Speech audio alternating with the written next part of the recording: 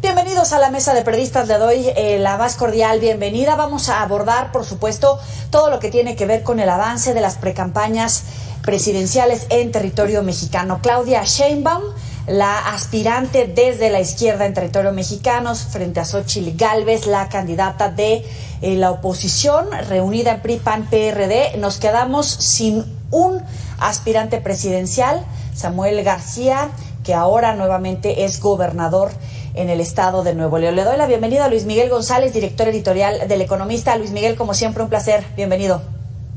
El gusto es mío, siempre. Oye, ¿cómo podemos hacer una valoración de esta jornada con estos epicentros de altibajos? Creo que una de las preguntas a resolver en los próximos días, semanas, es si será una competencia entre dos o hay espacio para un tercero. Yo soy de los que cree que, a pesar de lo que ahora dicen las encuestas, todavía hay mucha película por ver y que ni está seguro el resultado ni está seguro lo que va a pasar. Creo que por lo pronto la crisis de MC, la retirada de su candidato y el suspenso sobre quién será, nos plantea esta pregunta de si hay espacio para un tercero en la contienda y qué papel podría jugar este tercero. Creo que también se sobresimplifica mucho cuando se dice si MC crece, le va a quitar votos al frente y le va a ayudar a Morena. Pues depende de muchas cosas, no necesariamente todos los votos que consiga MC en lo presidencial son a favor de Morena y en contra del frente. O sea, ¿el fosforena no existe? Digamos que necesitamos pruebas más contundentes para decir que sí, y me remito a lo que pasa en algunos estados. Díganme si existe fosforena en Jalisco, por ejemplo. Claro. Bueno, pero Samuel es Samuel, ¿no? Sí. No, lo que quiero decir es, por momentos es tan atractivo el relato alrededor de la candidatura presidencial que se nos olvida que hay muchos frentes de batalla, 8 gubernaturas, la Ciudad de México, incluyendo las alcaldías. Entonces, hay que ver que en algunos casos parecería que es muy lógico decir Morena tiene un aliado en Movimiento Ciudadano, pero en otros simplemente la narrativa es más complicada. Claro. Le doy la bienvenida también a Jorge Ramos, director editorial del grupo La Silla Rota. Jorge, bienvenido. Gracias por estar con nosotros. Pues planteamos obviamente el escenario de arranque ya sin Samuel dentro de los aspirantes presidenciales, solamente con 2 mujeres. Bienvenido. ¿Cómo lo lees tú? Hola, ¿qué tal? Bueno, mira, en realidad yo creo que la contienda presidencial será entre 2 mujeres y una de ellas 2 será la presidenta de la República.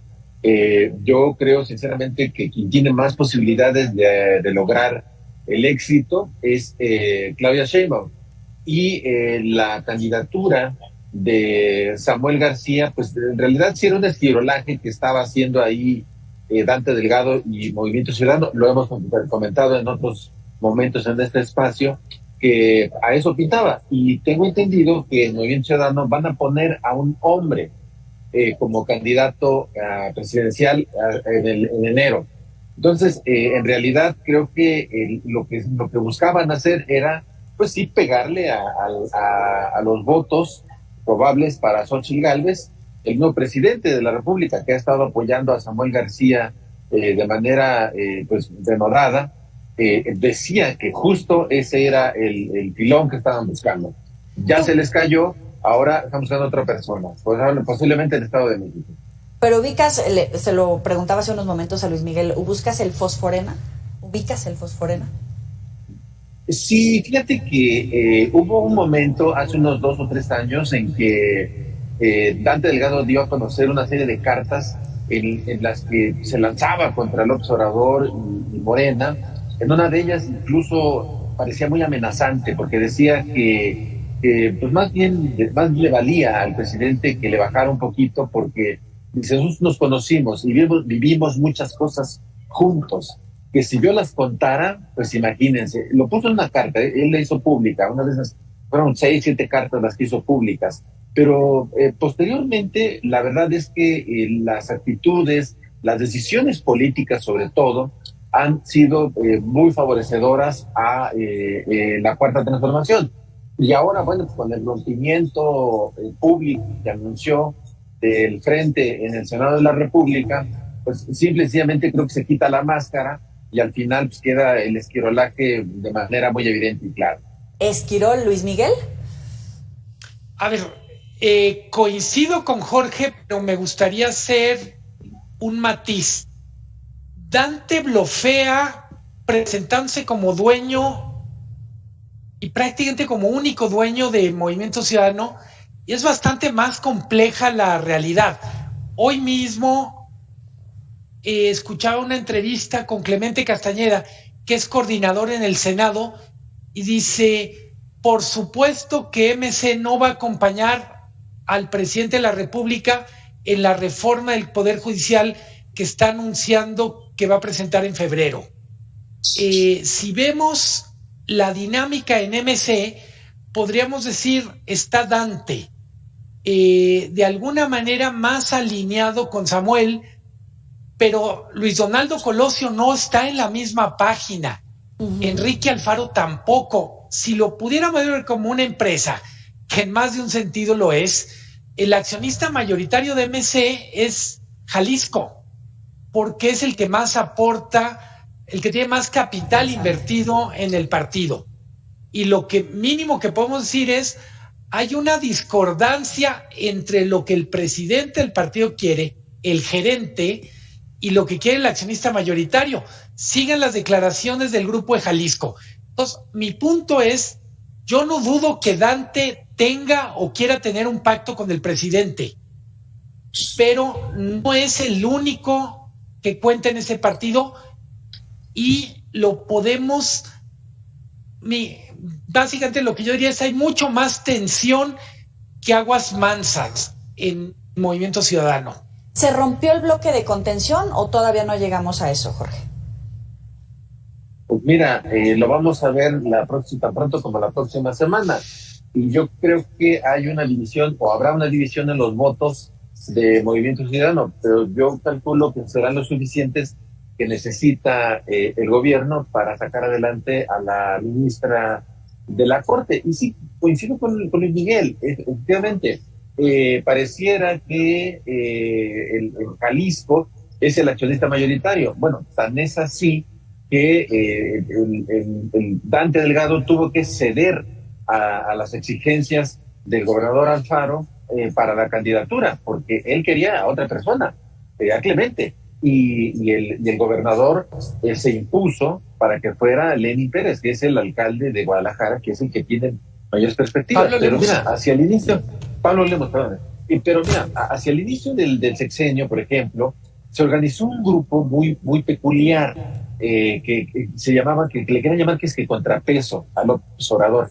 Yo lo di a conocer en mi columna en La Silla Rota, en los primeros días de enero del 2019, y un mes después, en una entrevista con Reforma, a 8 columnas, Javier Corral da a conocer ese contrapeso al presidente López Obrador.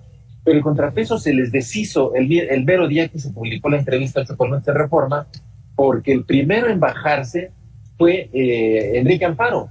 Y Enrique Alfaro se bajó de ese bloque en contra del presidente por instrucciones de Dante Delgado, y eso lo tengo documentado.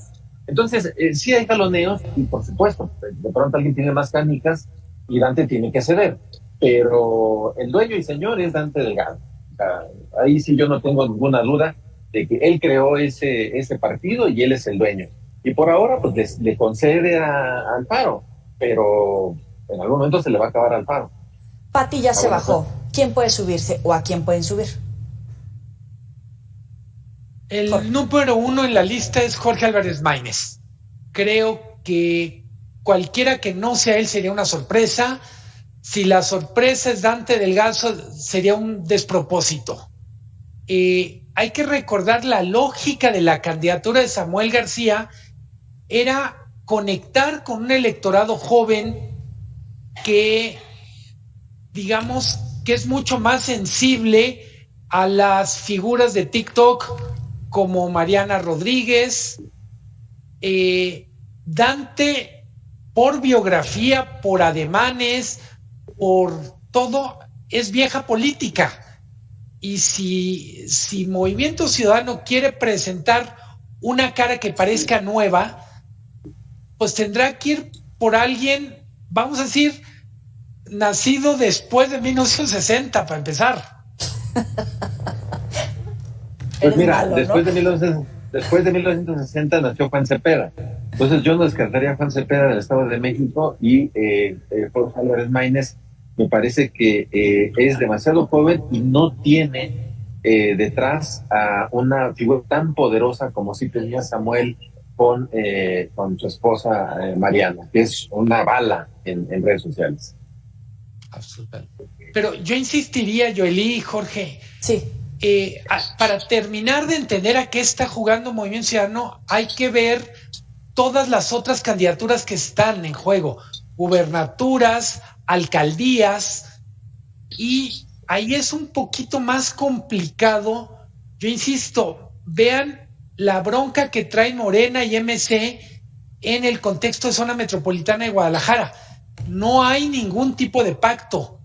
El que Morena coquetee con el rector de la Universidad de Guadalajara para hacerlo candidato a alcalde es una declaración de guerra o la continuación de una guerra entre Alfaro y el Grupo Universidad de Guadalajara. Bien, vamos a hacer una muy breve pausa aquí en la mesa de periodistas, ya volvemos.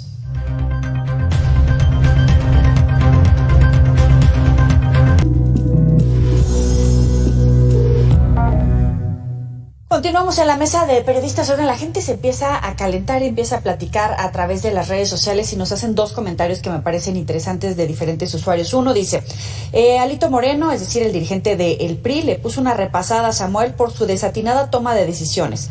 Para los boomers, baby boomers, generación X, millennials, puede que Samuel ya no sea más una opción. Coincido con Luis Miguel por aquello de que deben de haber sido un poquito más jóvenes de los que actualmente existen.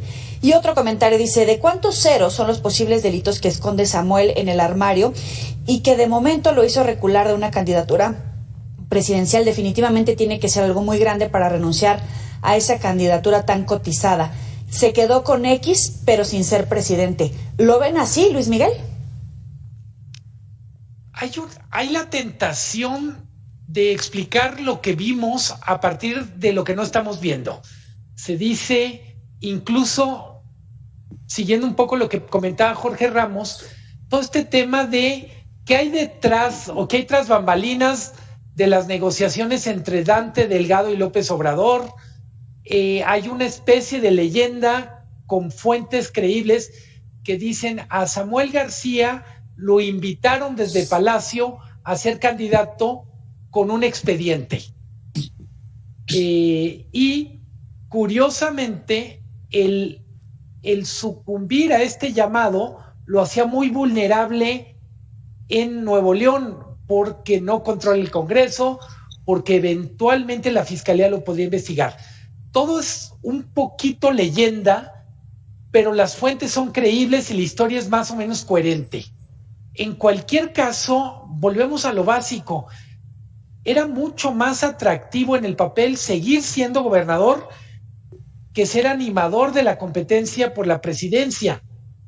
No sabemos en qué lugar quedaría Samuel ni cuántos votos ganaría, pero no iba a ganar casi con certeza. Perdía una de las gobernaturas más importantes de México. ¿Por cómo explicar una decisión tan irracional? Y por otra parte, que creo que es la gran duda desde la semana pasada, si era una operación tan delicada, ¿cómo es que operó tan mal? Se necesitaba bisturí, rayo láser, y lo que era machetar. Oye, Jorge, también te planteo las mismas interrogantes de la gente, porque no dejan de poner sobre la mesa el factor edad, el factor trayectoria en otros partidos políticos.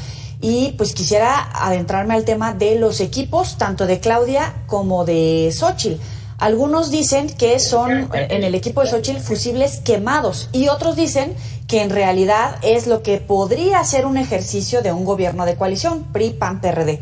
Pero en la otra campaña, en la de Claudia, pues también dicen, de repente tiene ahí a alguien del PAN, a alguien del PRI, marcando una diferencia entre el gobierno de López Obrador y lo que llaman el claudismo. ¿Tú cómo lo lees?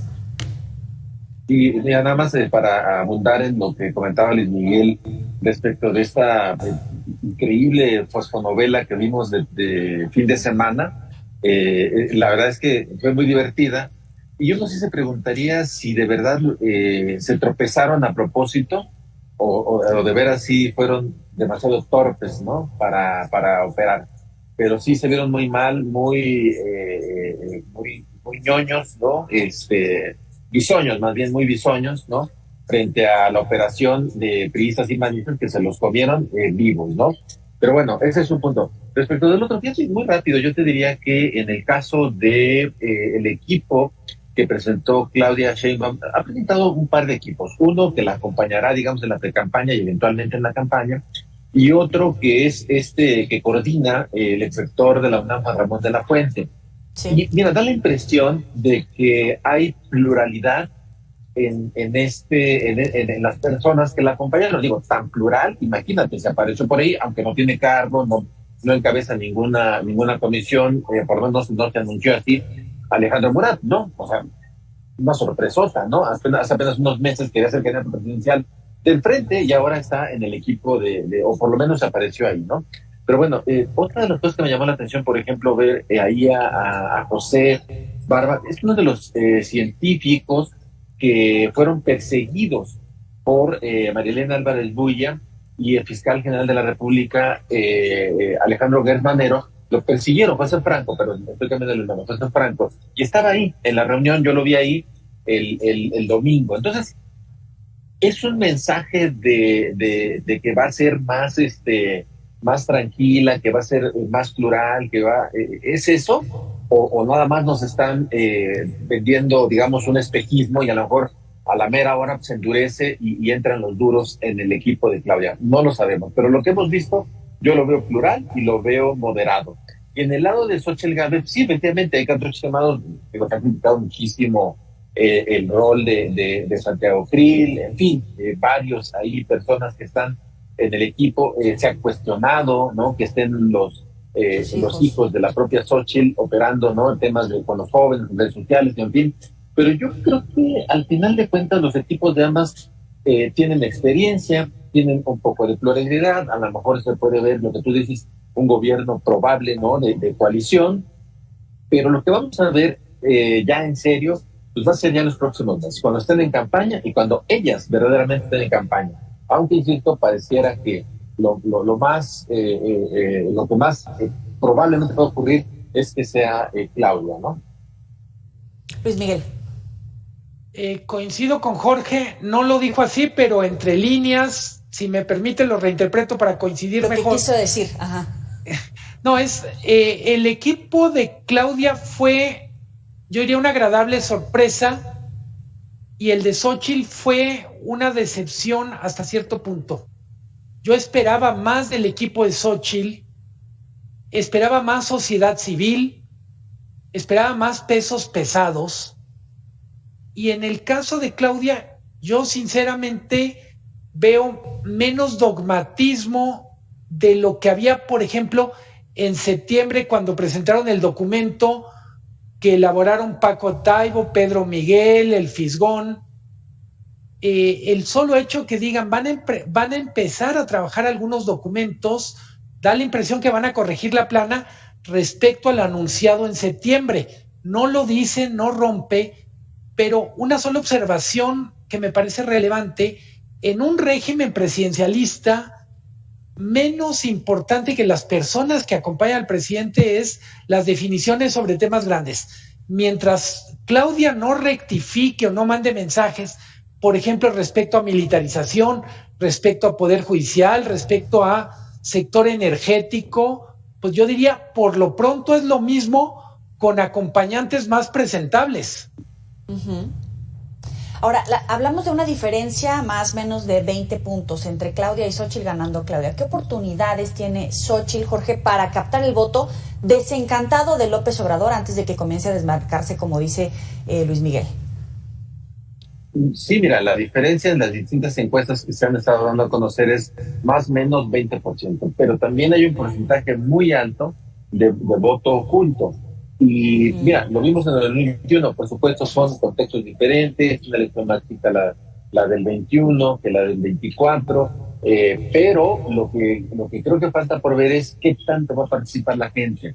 Es decir, si la gente, particularmente en los estados, o en el caso de la Ciudad de México, que pudiera salir, digamos, masivamente como lo hizo en el 21, yo creo que sí podría darle un susto a Morena, porque Morena tiene 22, 23 gubernaturas y con un poco de operación de los gobernadores y de recursos, la ¿no? estructura que tienen, pueden hacerla. Pero si la gente sale a votar, cuidado, esto se puede cerrar. Puede ocurrir lo que pasó en el Estado de México. En el Estado de México, la diferencia que se estimaba en las encuestas era de 20%, algunas 30%, ¿no? Una arrastrada que decían que le iban a poner. Al final la diferencia fue de 8 puntitos, entre la candidata del PRI, el Frente, pues, y Delfina Gómez. Entonces, yo pondría mis reservas. Creo que Xóchitl va a hacer un buen papel, no ganador, pero sí va a hacer un papel. Y a lo mejor más bien lo que están apostando, creo yo, y creo que lo han evidenciado, es que van por la mayoría en el Congreso. Y a ver si lo logran. Luis Miguel. Creo que Claudia está muy cerca de su techo y Xóchitl está muy cerca de su piso. Lógico es que en los próximos meses veamos a Claudia descender, no sabemos si un poco o mucho, y veamos crecer a Xóchitl, no sabemos un poco o mucho. Las encuestas, tenemos todas las razones para descartar las encuestas como método para ver el futuro, no solo por su bajísima tasa de aciertos, sino por la enorme corrupción que hay en torno a mucho de lo que el ecosistema de encuestas. Lo digo de esta manera: tenemos encuestas que le dan más intención de voto a Claudia que la popularidad de López Obrador. Uh-huh. O sea, no tiene ningún sentido que Claudia que esté arriba de López Obrador en ninguna métrica demoscópica. Tenemos encuestas que le dan ventaja amplia a Morena en Morelos. Pregúntenle a la gente de Morelos qué tan contentos están con un gobierno que simplemente ha fallado en todo. Entonces, uno tiene muchos indicios de que el trabajo no se está haciendo con la profundidad, con el profesionalismo, con la honestidad que requiere. No digo todas y cada una de las encuestadoras, hay buenas encuestadoras, pero estamos llenos de ruido en forma de encuestas. Y me parece que es bien importante entender, es una competencia electoral donde en el fondo es un referendo sobre se quiere que se mantenga lo que hemos tenido estos 6 años o no. Y me atrevo a decir, es mayoría la que quiere que las cosas sigan hasta ahora, pero no es una mayoría abrumadora, porque seguridad no ha funcionado, salud no ha funcionado, y efectivamente están los programas sociales, la maquinaria de 22 gobiernos estatales, pero bien lo dice Jorge, la variable desconocida es cuánta gente va a salir a votar. Si es 65% o más, va a ser una elección mucho más competida. Si está pegado al 50%, creo que tenemos prácticamente seguro que habrá continuidad. Jorge.